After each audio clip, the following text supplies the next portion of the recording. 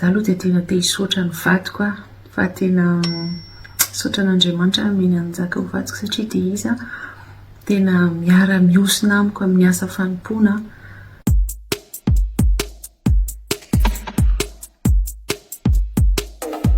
Faly miahana aminareo eto amin'ny pejiny Hira Fidirana Tsara sy bebaka finy tenako faly koa andray anjara amin'ny famalina ny fanontaniana izay napetrakareo any Ampatiana.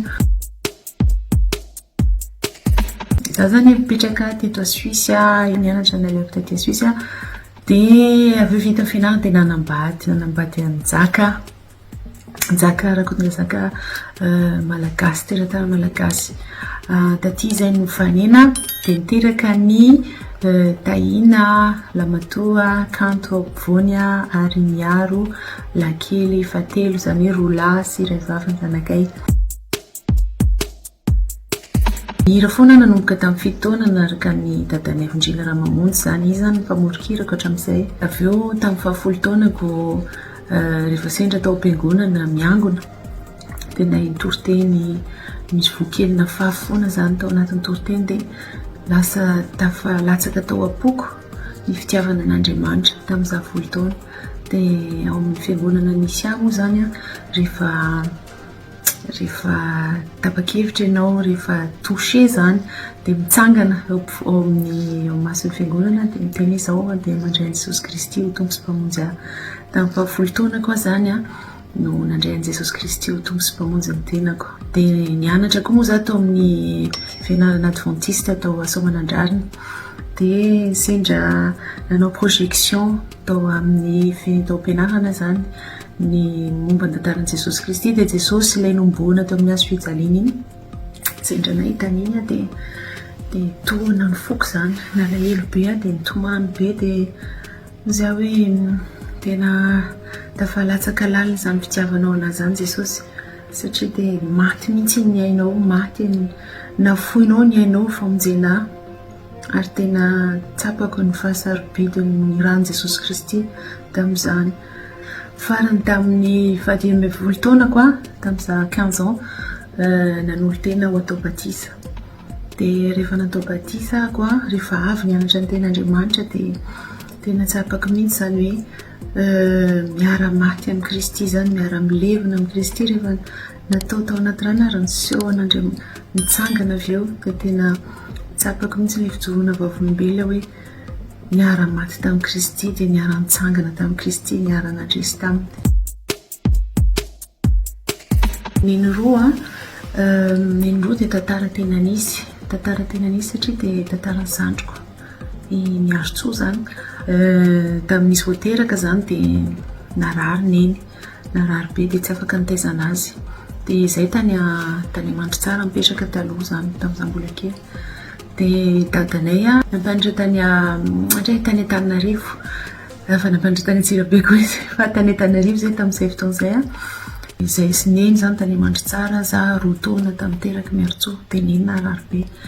Dia tantinanay zany hoe zokin'ny dada vavievo tantiny Bakoly sy dadanay Fotania zany no namonjy anay, namonjy aneny izay sineny tany Mandritsara dia mikarakara ny miarotsoa dia mitondra ny miarotsoa, mitaiza ny miarotsoa nandritra ny nentsaboana ela zany. Dia tantinanay nefa tsy miteraka dia ohatran'ny hoe nataon'Andriamanitra mety ilay fandarana zany dia karakarainy miarotsoa dia izay mahatonga ilay neny roa satria miarotsoa sady nanana neny roa no manana dada roa fa zany hoe nataony neny roa zany ilay hira. Dia izay ny tantaran'iny hira iny fa tantara tena marina.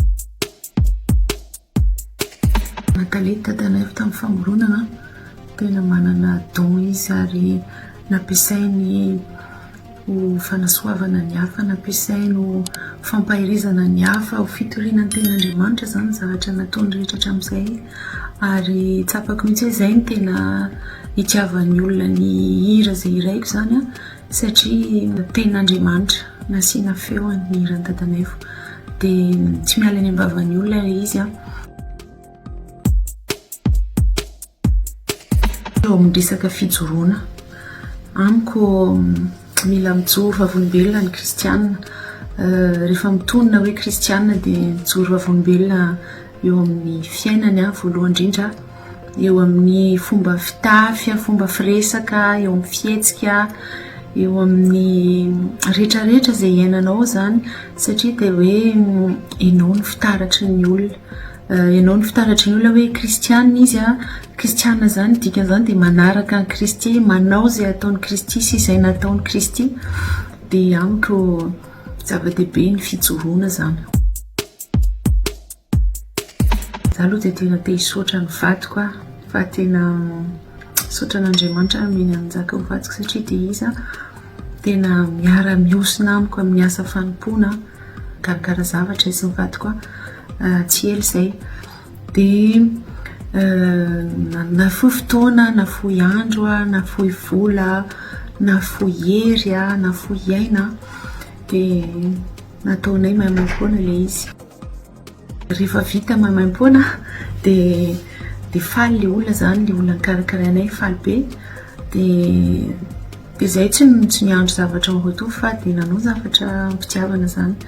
Dia teo izay hoe tsy maninona ho an'i Jesosy zany zavatra fanompoana zany fa tsy maninona fa atao ho azy. Dia avy eo taty aoriana zany ohatran'ny nisy fanomezana, tsy hoe ohatrany fa nisy fanomezana maimam-poana nalefan'ny olona taminay, dia gaga izay hoe tena misy Andriamanitra, velona Andriamanitra ary zavatra rehetra ataony tena mahagaga daholo.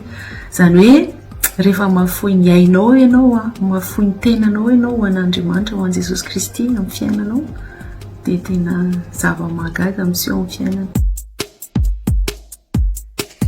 Mbola tsy haiko hoe roviana ny andehan'i Madagasikara hanao fampisehoana manaraka, faniriana lehibe zany, tena tiako miaraka midera aminareo any Madagasikara, fa araka lazaiko teo hoe mahatoky an'Andriamanitra, mahatoky ny fitantanany fa izy mandamina fa tsika manaraka eny fotsiny. Rehefa miteny izy top, lasa ianao iantatiana dia lasa indray mihirany Madagasikara miaraka aminareo, dia efa tsy andro zany entina mbavaka fa izy malala. Misaotra betsaka anareo rehetrarehetra, misaotra amin'ny fitiavana, misaotra amin'ny fanohanana mbavaka, misaotra amin'ny sehatra rehetrarehetra izay fankazahoantsika sy ny fanakalozantsika hatramin'izay, dia mirary source fitahiana ho an'ny tsirairay. Maro ireo entana électronique amin'ny vidiny mirary toy ny table de mixage, ampli de puissance, ampli de salon, baffle, subwoofer, panneau solaire, batterie, eny hatramin'ireo fitaovana électronique ilaina ao an-dakozia sy ny maro hafa. Andry meilleur électronique ao Ambaolay Analakely premier étage, box numéro 2 sy numéro 4. Téléphone 030 80 540 22 032 93 835 18.